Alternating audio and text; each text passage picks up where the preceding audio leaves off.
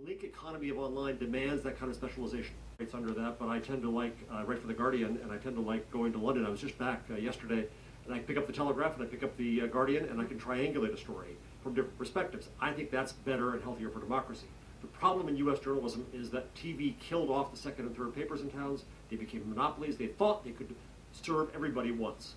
That was a myth. If you go back to the natural state of media, we, in the 20s and 30s and 40s, we had lots of newspaper choices, as you do in the UK nationally, and that's what we have back now online. So I think we're returning from a very false state of media to its natural state, which is a democracy. Democracy is a cacophony of facts and conversations, and it was unhealthy to have it all funneled through one sieve. Rehm Ryder. I agree. There's a great excitement in that mix of voices and the wide array of venues to come up with interesting information.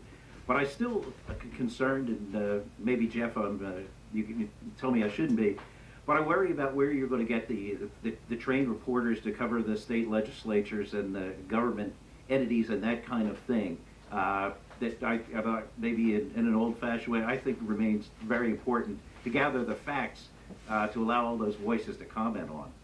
I absolutely agree. Go ahead, Jeff, hold on 1 second. Lauren, jump in here. I think that function is naturally being picked up by local communities, and I understand that might not hold as much value to you. You think a trained journalist needs to do it, but when I'm seeing the rise of citizen-generated content, I look around just the city where I live in Cleveland. There's probably a half a dozen little organizations that have taken upon themselves to cover those type of community efforts where they live, and they actually are publishing every other week, and they're running a 24/7 website, and they're trying to cover it from both points of view. And so in a way, we're going back to the way it was done, and I agree with Jeff. I think that anybody who cares about this still exists. Those passionate people that used to produce newspapers and cover those events still exist. They're just finding a new venue for their passion. Lauren, and very importantly, I think, is that I think you're right, but no one, I don't know a blogger beyond a few fringe who say that the army of citizens is going to replace the professional system that existed. What needs to happen is a combination of that.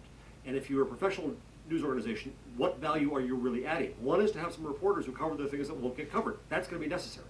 Another is to aggregate and vet and find the best people. Another, I believe, is to educate people and help them do it better.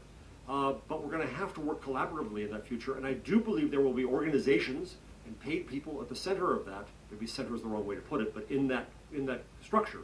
But no longer can one organization afford to do it all because it's the only one in town that owns the scarce resource of the press. Okay, you can join our conversation. 1-800-433-8850 is the phone number. Send us your emails with comments and questions to drshow@wamu.org. Lauren, I want to pick up on something that you were saying about community journalism.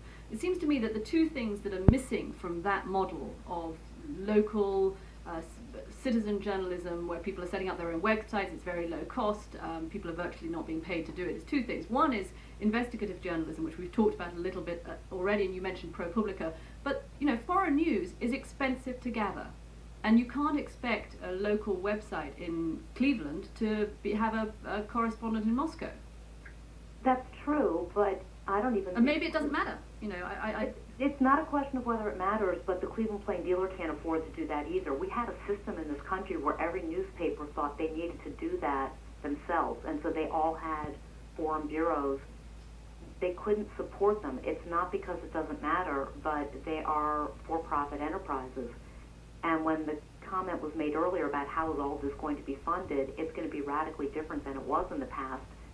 And I do worry about a loss of some of the investigative journalism, but maybe that's what the Cleveland Plain Dealer should exclusively focus on, is really that watchdog element, and let the more commodity types of things that they were reporting on go elsewhere, or rely on the community to bring them things that are going on and let them figure out what they need to investigate.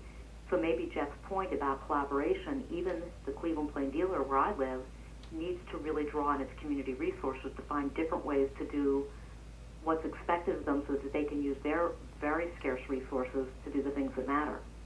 Right, and it can link to, you can do what you do best and link to the rest. It can link to the New York Times Moscow coverage, and the New York Times should link to Cleveland for the best darn coverage of Cleveland. And the link economy of online demands that kind of specialization.